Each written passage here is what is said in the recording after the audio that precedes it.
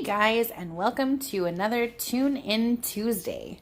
Today we are going to make enchiladas, and we are going to be tweaking Epicure's recipe for this because, as you can see, I am using low-carb tortillas. So I will make a few changes because that's how I roll.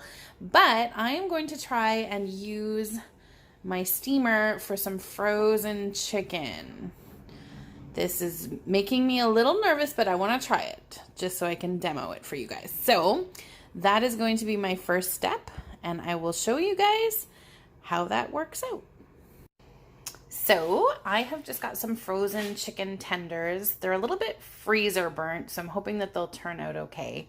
And I've just put 3 teaspoons of fajita seasoning in here, which I have actually looked at the recipe and realized that I was supposed to divide that, but we like ours very seasoned, so it should be okay.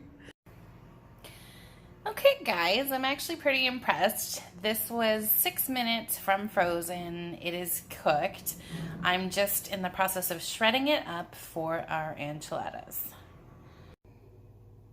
I just thought it was worth mentioning that a lot of our seasonings are very low in sodium, which of course makes them much better for you than the ones that you'll find at the grocery store or at the bulk barn or whatever. But if you are like me and you like it a little bit salty, make sure to add a little bit. It will just bring out the extra flavors. But for those of you who are watching your sodium, this is fantastic. All right, next you're going to remove the chicken from your steamer, and don't bother washing it. You're going to add a 28-ounce can of crushed tomatoes, some peppers and onions. I just used my frozen blend that I used in my last video because I had it to use up. And then you want 2 teaspoons of fajita seasoning. I have just done 1 since I kind of put it all in my fajita chicken.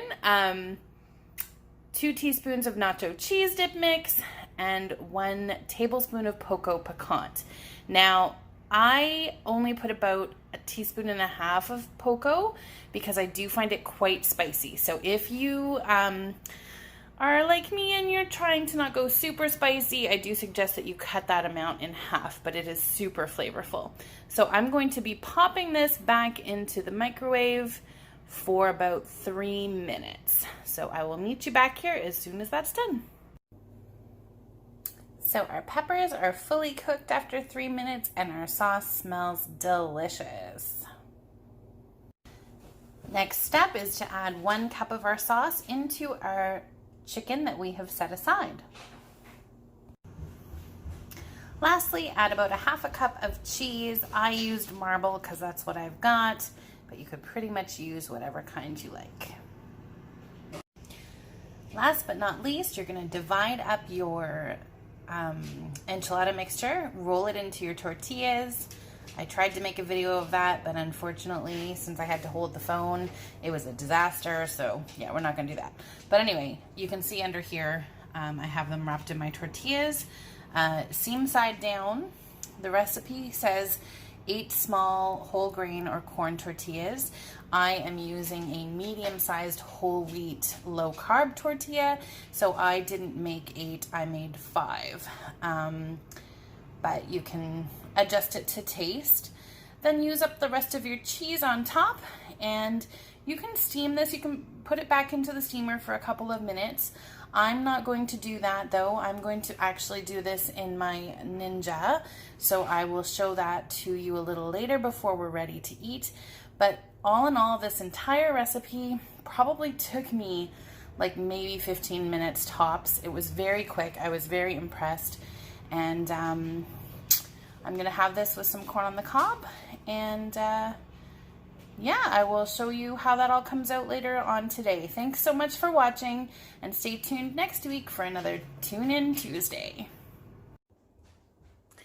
So I decided just to pop this in the oven at 350 for about 15-20 minutes. and this is the result. I'm so excited. It looks so yummy and it smells amazing. So I'm going to serve this up with some corn on the cob, with some flavored butter. Probably going to do nacho cheese flavored butter because it will match the flavors from this. So I will show you my finished plate when everything's all done. Thanks for tuning in, guys. And if you have any questions about the products that were used today or any other of our amazing products, send me a message. Me again, I decided to try my corn on the cob in our steamer. This is the older model. I have 2 of them. So we're going to give this a try. I'm a little skeptical, but we will see how it goes. 5 minutes in the microwave. While our corn is in the microwave, I just mixed up some flavored butter. This is nacho cheese. Just literally a teaspoon mixed in with my butter. And I'm going to slather this all over my corn when it's done. All right, it's done. And we're just spreading some of that yummy butter on here now. Doing this one-handed, guys, so bear with me. So we're just gonna pile this on and then give it a roll around in there.